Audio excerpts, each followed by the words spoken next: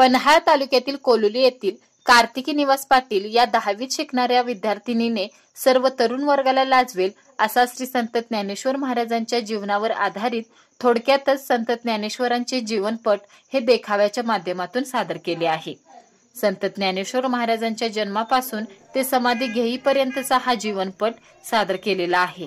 कार्तिकीच्या घरातील सर्व मंडळी श्री संत ज्ञानेश्वर महाराजांचे भक्त असून पालखी सोहळ्यामध्ये यांचा मोठा सहभाग असतो। कार्तिकीच्या वडिलांचे निधन झालेले आहे, तर कार्तिकीने केलेला हा देखावा सध्याच्या तरुण वर्गाला आश्चर्यचकित करणारा ठरला आहे।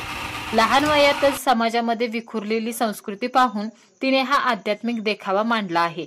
आजचा तरुण हा डॉल्बी, नृत्य, नाचवणे तसेच व्यसनाच्या आहारी गेला असून अशा तरुणांनी हा देखावा पाहावा व आपल्या आयुष्यामध्ये बदल करावा असे मत ही कार्तिकी पाटील हिने आपलं कोल्हापूर न्यूजशी बोलताना व्यक्त केले आहे।